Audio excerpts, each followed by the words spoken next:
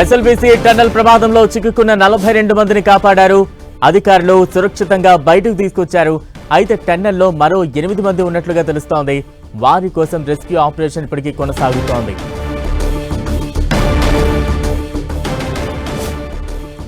Breaking news చూస్తూ ఉన్నాం. SLBC tunnel ప్రమాదంలో చిక్కుకున్న 42 మందిని కాపాడారు అధికారులు. సురక్షితంగా వారిని బయటకు తీసుకొచ్చారు. అయితే టన్నెల్లో మరో 8 మంది ఉన్నట్టు తెలుస్తోంది. వారి కోసం రెస్క్యూ ఆపరేషన్ కొనసాగుతోంది. ఇక తాజా అప్డేట్స్ అందించేందుకు మా ప్రతినిధి రాఘవేంద్ర సిద్ధంగా ఉన్నారు. రాఘవేంద్ర, అంటే ఇప్పటికే 42 మందిని సురక్షితంగా బయటకు తీసుకొచ్చారు. అసలు ఆ టన్నెల్లో ఎంతమంది కార్మికులు ఉన్నారు? దీనికి సంబంధించిన అప్డేట్స్ ఉన్నాయా? బలరాం, ఏదైతే ఎస్ఎల్బీసీ ఎడమ కాలువకు సంబంధించినటువంటి టన్నెల్లోనూ మొత్తము దాదాపు ఉదయం 8 గంటల సమయానికి 50 మంది కూలీలు కూడా దినసరి కూలీగా వెళ్ళడం జరిగింది. అయితే అదే క్రమంలోనూ ఒక్కసారిగా ఆ సొరంగం అంతా కూడా కుప్పకూలడంతోనూ అందులో దాదాపు 50 మంది ఉన్నప్పటికీ 42 మందిని ఏదైతే జేసీ కన్స్ట్రక్షన్స్ ఆధ్వర్యంలోనూ రెస్క్యూ టీమ్ ఆపరేషన్ చేసి 42 మందిని సురక్షితంగా బయటికి తీసుకురావడం జరిగింది. మరో 8 మంది కోసము తీవ్ర స్థాయిలోనూ వాళ్ళంతా కూడా అక్కడ గాలింపు చర్యలు చేపట్టడం జరిగింది. వారిని అందరినీ కూడా సురక్షితంగా, మిగతా 8 మందిని కూడా సురక్షితంగా తీసుకురావడం కోసం అక్కడ ఏదైతే చర్యలు చేపట్టడం జరిగింది. అయితే ఈ 8 మంది కూడా ఇతర రాష్ట్రాలకు చెందినటువంటి వాళ్ళు, జార్ఖండ్, మధ్యప్రదేశ్, పంజాబ్, జమ్మూ కాశ్మీర్ కి చెందినటువంటి ఈ కూలీలు. వీరంతా కూడా ఈ 8 మంది కోసమే ఇప్పటి వరకు ఇంకా అక్కడ సహాయక చర్యలు చేపట్టడం కూడా జరిగింది. వారిని కూడా సురక్షితంగా బయటికి తీసుకొస్తామని చెప్పేసి చెప్పడం జరిగింది. ఇప్పటికే మంత్రులు కూడా వారితో రెస్క్యూ టీమ్ తో కూడా మాట్లాడడం జరిగింది. ఖచ్చితంగా అందరినీ సేవ్ చేయాలన్నట్టు కూడా వాళ్ళు ఆదేశాలు జారీ చేయడం జరిగింది. అక్కడ సహాయక చర్యలకు ఎలాంటి సౌకర్యాలు కావాలన్నా ఏర్పాటు చేస్తామని చెప్పేసి మంత్రులు ఉత్తమ్ కుమార్ రెడ్డి, అదేవిధంగా జూపల్ కృష్ణారావు ఇద్దరు కూడా ఇప్పటికే ఫోన్ లైన్ లో మాట్లాడారు. మరికొద్ది సేపట్లో వాళ్ళు సంఘటన స్థలానికి కూడా చేరుకునే అవకాశం ఉంది. అంటే ఇప్పటికే 42 మందిని తీసుకొచ్చారు. మొత్తం ఆ టన్నెల్లో 50 మంది ఉన్నారని చెప్తూ ఉన్నారు. ఈ 8 మంది ఎలా మిస్ అయ్యారు? వీరంతా కూడా ఒక దగ్గరే వర్క్ చేస్తారా, లేదా డిఫరెంట్ ప్లేసెస్ లో లోపల ఉండడం వల్ల ఆ 8 మంది ఒక దగ్గర చిక్కుకుపోయారా? అయితే ఈ సంఘటన స్థలం జరిగినటువంటి స్పాట్ లో దాదాపు 20 కిలోమీటర్ల వరకు ఈ టన్నెల్ ఉంటుంది. ఇప్పుడు 14 కిలోమీటర్ సమీపంలోనూ ఈ సంఘటన చోటు చేసుకున్నది. అయితే దాదాపు 3 కిలోమీటర్ల వరకు కూడా ఈ టన్నెల్ కూలడం జరిగింది. అంటే 3 కిలోమీటర్ల వ్యవధి అంటే చాలా లెంత్ ఉంటుంది.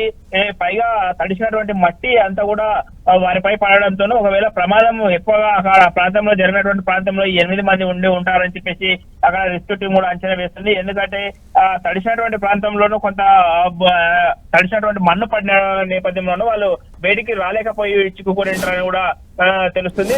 దానికి సంబంధించి వారికి పూర్తి స్థాయిలో వేగవంతంగా చర్యలు చేపట్టడం జరిగింది. ఖచ్చితంగా 3 కిలోమీటర్ల వ్యవధిలోనే ఆ 8 మంది ఉంటారని చెప్పేసి అక్కడ సహాయక చర్యలు కూడా విస్తృతంగా చేపట్టడం జరిగింది. Right, thank you Raghavendra. ఇక ఎస్ఎల్బీసీ టన్నెల్లో సహాయక చర్యలు కొనసాగుతున్నాయి. ఇప్పటికే 42 కార్మికుల్ని సురక్షితంగా బయటకు తీసుకొచ్చారు. మరో 8 మంది కార్మికుల కోసం సహాయక చర్యలు కొనసాగుతున్నాయి. తాజా అప్డేట్స్ అందించేందుకు మా ప్రతినిధి ప్రసాద్ సిద్ధంగా ఉన్నారు. Prasad, has put your call on.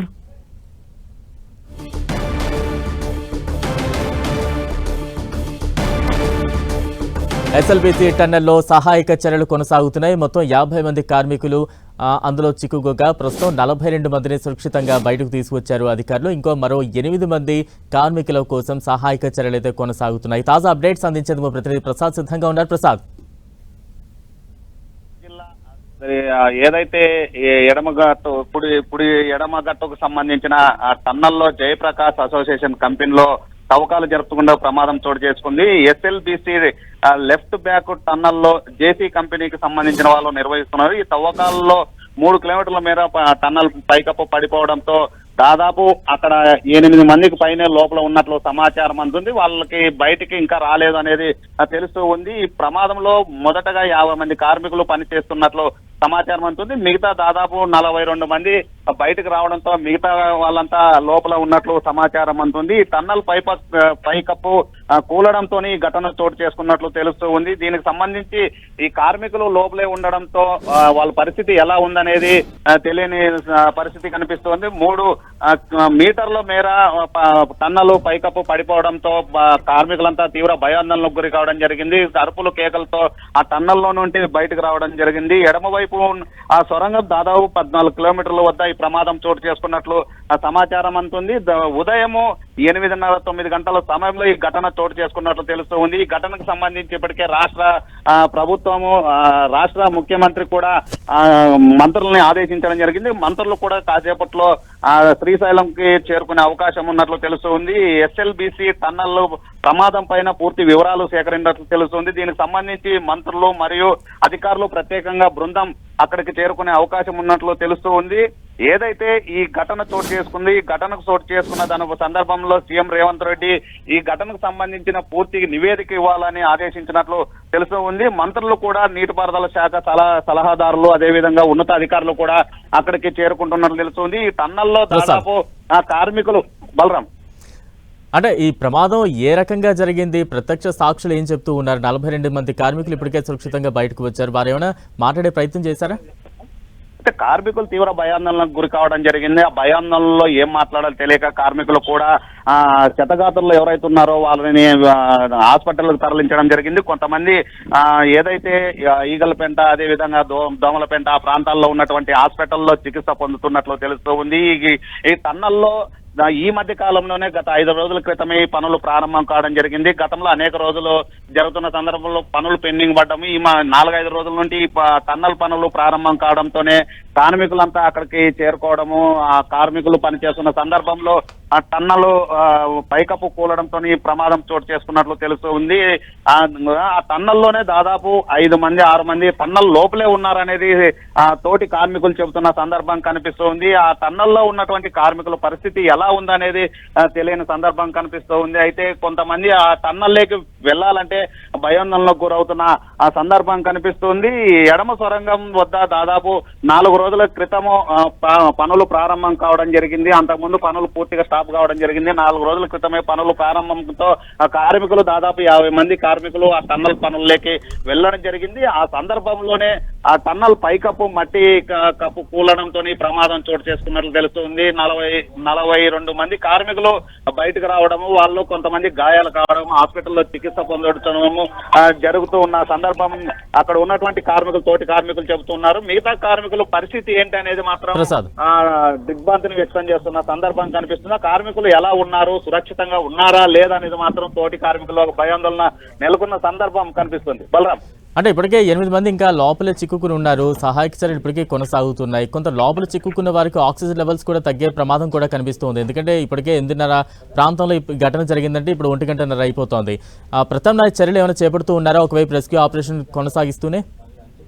ఖచ్చితంగా బలరాం, మీరు అన్నట్లు ఆ టన్నల్ అంటేనే అత్యంత లోపలికి ఉంటుంది. ఆ టన్నల్లో ఆక్సిజన్ లెవెల్ గానీ తక్కువ ఉంటాయి. టన్నల్ కూలిపోవడంతో ఆక్సిజన్ లెవెల్ గానీ తగ్గే అవకాశం ఉంది. ఆ ఆక్సిజన్ లెవెల్స్ మరి ఉన్న పరిస్థితి మాత్రం తీవ్రంగా ఉండే అవకాశం ఉంది. టన్నల్లో కార్మికులు దాదాపు 7-8 మంది కార్మికులు ఉన్నట్లు తెలుస్తుంది. ఆ కార్మికుల పరిస్థితి ఏంటనేది అర్థం కాని సిచ్యువేషన్. తోటి కార్మికులు గానీ తీవ్ర ఆవేదన వ్యక్తం చేస్తున్నారు.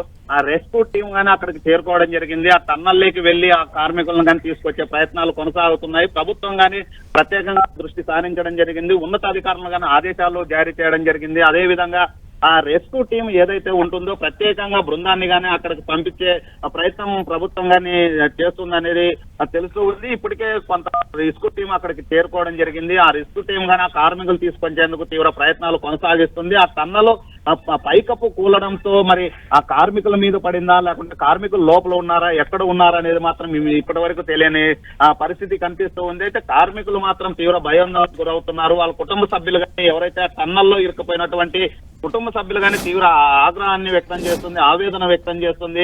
ఆ టన్నల్లో కూలడానికి ప్రధాన కారణం ఏంటి, అసలు అంత పెద్ద ఎత్తున ఆ టన్నల్ పైకప్పు కూలడానికి కారణాలు ఏంటి అనేది కానీ అధికార యంత్రాంగం విశ్లేషణ చేస్తున్న ఆ సందర్భం కనిపిస్తుంది అనేది అక్కడ ఉన్నటువంటి అధికారులు చెబుతూ ఉన్నారు. ఇప్పటికే రాష్ట్ర మంత్రులు కానీ అక్కడికి మరి కాసేపట్లో చేరుకునే అవకాశం ఉన్నట్లు తెలుస్తుంది. ప్రత్యేక హెలికాప్టర్ ద్వారా అక్కడికి చేరుకునే అవకాశాలు ఉన్నట్లు ఆ సమాచారం అందుతుంది. ఏదైతే మంత్రులను కానీ ఆ సీఎం రేవంత్ రెడ్డి ఆదేశించడం జరిగింది, అక్కడ జరిగినటువంటి ఘటనల్ని కార్మికులకు ఎలాంటి ఇబ్బందులు లేకుండా ప్రత్యేకంగా చర్యలు తీసుకోవాలా, ఎవరైతే టన్నల్లో ఉన్నారో ఆ కార్మికులను కానీ సురక్షితంగా తీసుకురావాలని ఇప్పటికే అధికార యంత్రాంగానికి ఆదేశించడం జరిగింది. అక్కడ మంత్రులు కొంతమంది వచ్చే అవకాశాలు ఉన్నాయి. అక్కడ జరిగినటువంటి ఘటన పైన ఎలాంటి ఘటన చోటు బలరాం.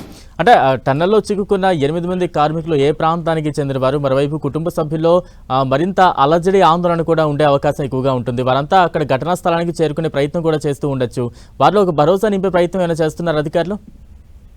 అంటే మొత్తం వీళ్ళంతా తెలంగాణ రాష్ట్రానికి సంబంధించిన కార్మికులుగానే గుర్తించడం జరిగింది. ఆ కార్మికులంతా అక్కడ స్థానికంగా ఉన్నటువంటి ప్రాంతాల్లో ఉన్నటువంటి కార్మికుల్ని అక్కడికి పనులకు వెళ్తూ ఉంటారు. ఇతర ప్రాంతాల నుండి ఏదైతే ఉంటారో ఇతర రాష్ట్రాల నుండి కానీ కార్మికులు వచ్చి అక్కడ పని చేసుకునే అవకాశాలు ఉండే. టన్నల్ పనులు అంటే కొంత కష్టంతో కూడుకోయింది ఉంటుంది కాబట్టి ఇతర ప్రాంతాల నుండి కార్మికులు తెప్పించుకుంటున్నారు అనేది ఒక సమాచారం అందుతుంది. అయితే ఆ టన్నల్లో ఇరుక్కున్నటువంటి కార్మికులు మాత్రం తీవ్ర భయాందోళనకు గురవుతున్నారు. ఆ కుటుంబ సభ్యులు ఎవరైతే ఉన్నారో కార్మిక కుటుంబ సభ్యులు మాత్రం ఆవేదన వ్యక్తం చేస్తున్నారు. కార్మిక కుటుంబ సభ్యులు గానీ అక్కడ చేరుకునే అవకాశాలు ఉన్నాయి. ఎవరైతే కార్మికులు ఆ టన్నల్లో ఇరుక్కుపోయినారో ఆ కుటుంబ సభ్యులు గానీ అక్కడ చేరుకున్నట్లు సమాచారం అందుతుంది.